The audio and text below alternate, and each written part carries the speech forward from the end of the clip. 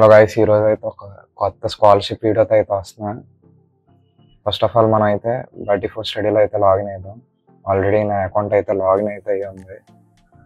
Login అయ్యాక ఇక్కడ కనబడుతుందిగా recent స్కాలర్షిప్స్లో ఇక్కడ ఫ్లిప్కార్ట్ ఫౌండేషన్ స్కాలర్షిప్ అని ఒకటి అయితే ఉంది. అదైతే ఓపెన్ చేద్దాం. ఓపెన్ చేశాక దీని గురించి అన్ని డీటెయిల్స్, ప్రోగ్రామ్ ఏంది, ఎవరు ఇస్తున్నారు, లైక్ ఎలిజిబిలిటీ, బెనిఫిట్స్ ఏంది, కావాల్సిన డాక్యుమెంట్స్, ఎలా అప్లై చేసుకోవాలి, బేసిక్ క్వశ్చన్స్, ఇవన్నీ అయితే ఈ వీడియోలో అయితే చూద్దాం. ఫస్ట్ ఈ ప్రోగ్రామ్ పేరు వచ్చేసి ఫ్లిప్కార్ట్ ఫౌండేషన్ స్కాలర్షిప్ 2024-2025. ఇంక ఇది వచ్చేసి STEM scholarships for childrens of kirana store owners studying at government colleges across India. First year UG.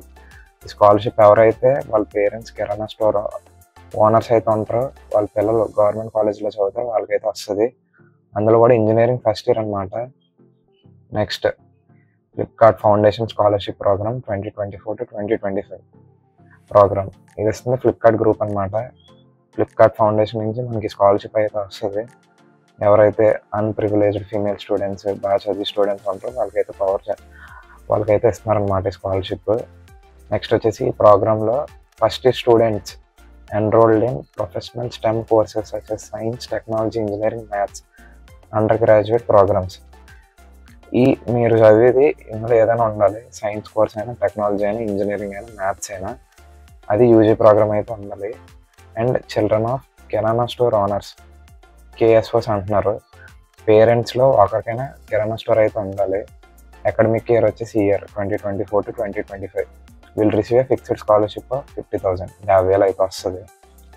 Company వచ్చేసి ఫ్లిప్కార్ట్ ఫౌండేషన్, వాళ్ళు అయితే ప్రొవైడ్ చేస్తున్నారు ఈ స్కాలర్షిప్ని. నెక్స్ట్ దీని ఎలిజిబిలిటీ అయితే చూద్దాం. ఎలిజిబిలిటీ ముందు దీని డెడ్ లైన్ అయితే 16th ఏప్రిల్. ఈరోజు వచ్చేసి 8th మార్చ్, ఇంకా నెల వరకు టైం ఉంది. 16th ఏప్రిల్ డెడ్ లైన్ చూసుకోండి. ఎలిజిబిలిటీ వచ్చేసి applicants must be first year students STEM courses such as science, technology, engineering, maths. చెప్పంగా ఈ నాలుగిట్లో ఏ కోర్స్ అయినా మీరు చదివితే మీకు ఈ స్కాలర్షిప్ అయితే వస్తుంది.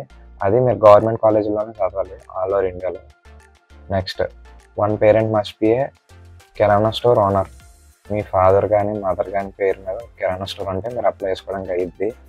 నెక్స్ట్ మీ 12th బోర్డులో 60% రావాలి అట్లీస్ట్, అదొకటి. నాలుగోది మీ యాన్యువల్ ఇన్కమ్, అంటే ఫ్యామిలీ యాన్యువల్ ఇన్కమ్ వచ్చేసి 5 lakhs స్టార్ట్ అవుతుంది, అంటే 5 lakhs బిలోనే ఉండాలి.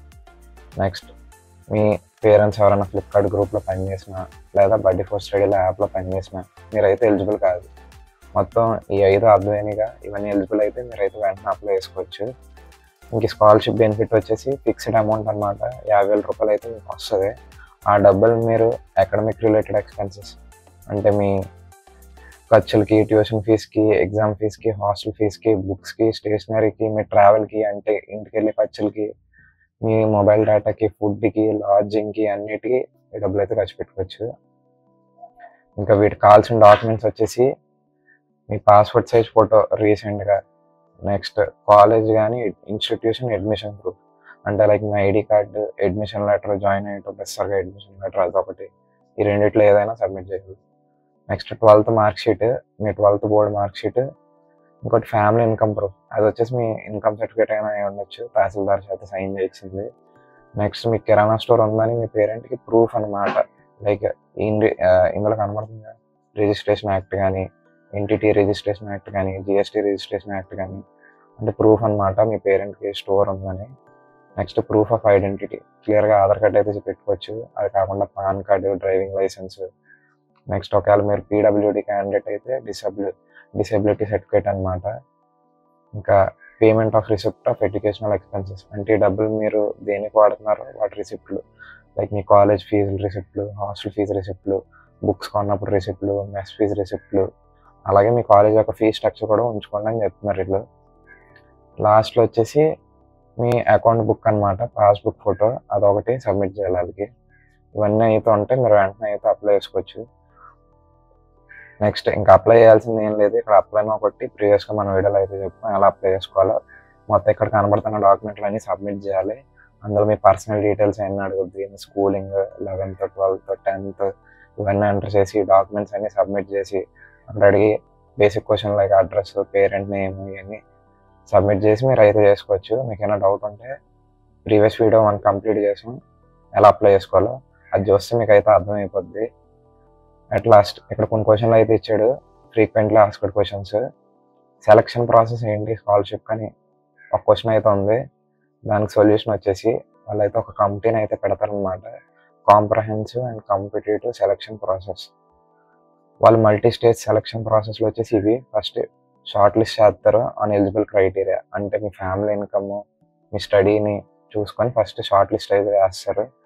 నెక్స్ట్ టెలిఫోనిక్ వీడియో ఇంటర్వ్యూలు అది అయ్యిద్ది. వాళ్ళు కాల్ అయినా చేస్తారు, లేకపోతే మిమ్మల్ని వీడియో ఇంటర్వ్యూ సబ్మిట్ అయినా చేయమంటారు. అది అయ్యాక డాక్యుమెంట్ వెరిఫికేషన్ చేస్తారు. ఈ సెకండ్ అయితే ఆన్లైన్ ప్రాసెస్ కంప్లీట్గా. ఇంకా థర్డ్ వచ్చేసి physical verification of selected scholars. ఎవరైతే ఈ రెండిట్లో సెలెక్ట్ అయ్యారో వాళ్ళు ఫిజికల్గా వాళ్ళ దగ్గరికి వెళ్ళి అన్నీ వెరిఫై చేస్తారు, డాక్యుమెంట్స్ అన్నీ. లాస్ట్ వచ్చేసి సెలక్షన్ అనమాట, ఫైనల్ స్కాలర్ సెలక్షన్. మొత్తం ఈ మూడాట్లో మీరు సెలెక్ట్ అయితే మీకు స్కాలర్షిప్ వస్తున్నట్టే.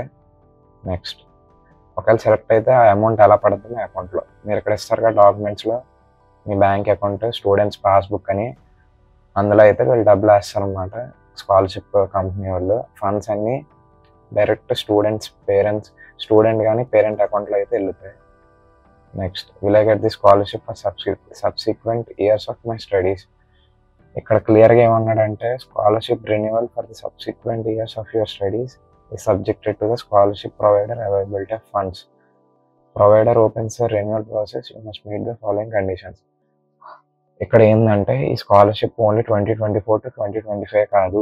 ఒకవేళ ప్రొవైడర్ అంటే ఈ స్కాలర్షిప్ ఎవరు ఇస్తున్నారు, ఫ్లిప్కార్ట్ ఫౌండేషన్ వాళ్ళకి ఇంట్రెస్ట్ ఉంటే నెక్స్ట్ ఇయర్ అంటే మీ గ్రాడ్యుయేషన్ అయ్యే వరకు వాళ్ళకి ఇచ్చే ఒపీనియన్ ఉంటే వాళ్ళైతే ఇస్తారనమాట. అది కంప్లీట్ వాళ్ళ మీద డిపెండ్ అయ్యింది. ఈ ఇయర్ అయితే కంపల్సరీగా వాళ్ళు 50,000 ఇస్తారు సెలెక్ట్ అయితే, కానీ నెక్స్ట్ ఇయర్ కూడా ఇవ్వాలంటే అది వాళ్ళ ఫండ్స్ మీద ఉంటుంది అనమాట. వాళ్ళు ఇస్తా అనుకుంటే ఇస్తారు. ఒకవేళ ఇవ్వాలంటే 3 కండిషన్లు అయితే సాటిస్ఫై అవ్వాలి. ఇప్పుడు ఆల్రెడీ మీకు 50,000 వస్తే నెక్స్ట్ ఇయర్ కూడా మీకు రావాలంటే ఈ 3 సాటిస్ఫై అవ్వాలి. ఏంది, proof of continued enrolment in the subsequent academic year, అంటే మీరు ఆ రెండో ఇయర్ కూడా అదే కాలేజ్లో చదువుతున్నారని ప్రూఫ్, అంటే వేరే కాలేజ్కి మారలేదని. రెండోది ప్రూఫ్ ఆఫ్ ఫీ పేమెంట్, అంటే మీరు సెకండ్ ఇయర్ కూడా ఫీజు కట్టారని ప్రూఫ్ అనమాట. 3 consistency of good academic performance with 60% marks in the previous academic year, అంటే మీరు సెకండ్ ఇయర్లో కూడా 60% మార్కులు మీరు స్కోర్ చేస్తున్నారా లేదా అని చెక్ చేస్తారు అనమాట. ఈ 3 ప్రూఫ్లు మీరు సబ్మిట్ చేస్తే వాళ్ళు ఒకవేళ స్కాలర్షిప్ 2వ సంవత్సరం ఇద్దాం అనుకుంటే అప్పుడు మీకు ఈ 3 కండిషన్ చెక్ చేసి మీకు డబ్బులు పడతాయి అనమాట. ఆ ఇవ్వకపోవడం second year, third year, fourth year కంప్లీట్గా ప్రొవైడర్ అంటే స్కాలర్షిప్ ప్రొవైడర్ ఇష్టం అనమాట, అంటే ఫ్లిప్కార్ట్ వాళ్ళు ఇష్టం. సో ఇదనమాట మొత్తం కంప్లీట్గా అయితే చెప్పాను. ప్రోగ్రామ్ ఏంది, ఎలిజిబిలిటీ, బెనిఫిట్స్, డాక్యుమెంట్స్ ఎలా అప్లై చేసుకోవాలి అంత క్లియర్గా అయితే చెప్పాను.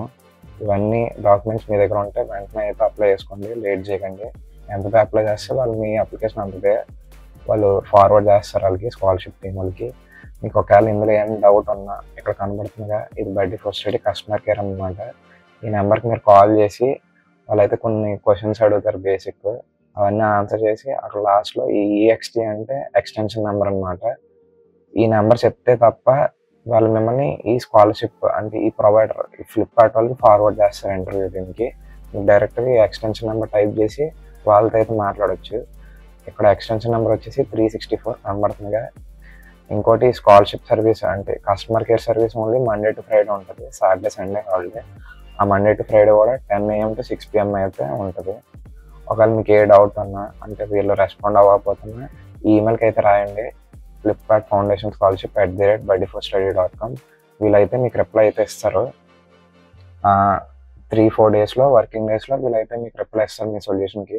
అంటే ఏం చేయాలి అది వీళ్ళు ఎప్పుడైతే రిప్లై ఇవ్వరో అంటే కాంటాక్ట్ సర్వీస్ మీకు అవ్వట్లేదు అప్పుడు మీరు మెయిల్ చేయండి మీ డౌట్స్ అని. అయితే ఇదన్నమాట మొత్తం ఫ్లిప్కార్ట్ ఫౌండేషన్ స్కాలర్షిప్ ప్రోగ్రామ్కి. ఇలాంటి ఇంపార్టెంట్ స్కాలర్షిప్స్కి మన ఛానల్ అయితే ఫాలో చేయండి.